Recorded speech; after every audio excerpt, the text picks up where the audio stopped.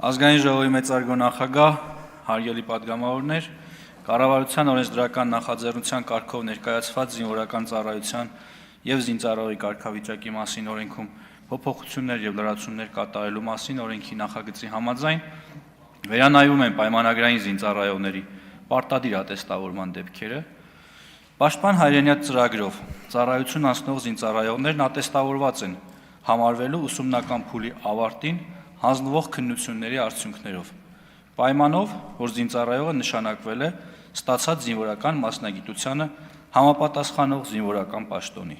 Իսկ Հայաստանի Հանրապետության ռազմաուսումնական հաստատություններ ավարտած եւ համապատասխան սպայական պաշտոնի նշանակված զինծառայողներն ատեստավորված են համարվելու ռազմաուսումնական հաստատության ավարտական քննությունների արդյունքներով։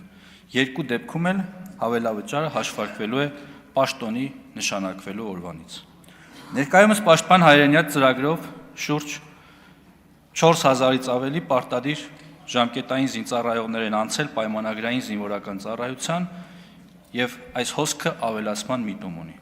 որի կապակցությամբ առաջարկվում է Պաշտպան հայրենյաց ծրագրով հնգամյա առաջին պայմանագրի ժամկետը լրանալուց հետո 2 կամ 5 տարով հերթական պայմանագիր կնքող զինծառայողների համար եւս նախատեսել պայմանագրի ժամկետի ավարտից հետո պատվովճար ստանալու հնարավորություն։ 2 տարվա դեպքում 1.5 միլիոն, 5 տարվա դեպքում 5 միլիոն դրամ։ Առաջարկող կարգավորման նպատակն է լրացուցիչ նյութական մոտիվացիա ստեղծել հիմնականում 24-ից 25 տարեկան զինծառայողների համար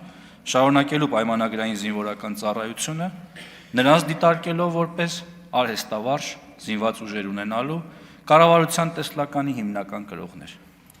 որոնց փաստացի աշխատանքային գործունեությունը կապվում է զինված ուժերում պայմանագրային զինվորական ծառայություն անցնելու հետ։ Ընդ որում, առաջարկող կարգավորման առաջընթաց տեսլականը նաև այն է, որ արդեն իսկ երկրորդ պայմանագրից հետո առավելագույնը 30-ամյա տարիքում ունենալով մինչև 10 տարվա զինվորական ծառայության ստաժ, նշված զինծառայողների մեծամասնությունը կրկին կշարունակի զինվորական ծառայությունը։ Հարգելի պատգամավորներ, օրենքի նախագիծը հավանություն է արժանացել Պաշտպանության եւ անվտանգության հարցերի մշտական հանձնաժողովի կողմից, խնդրում եմ ընդունել օրենքը առաջին ընթերցմամբ։ Շնորհակալ եմ։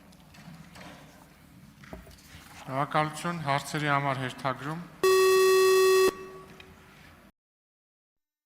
Հավանիչ տեսանյութը եւ բաժանորդագրվիչ նորությունները բաց չթողնելու համար։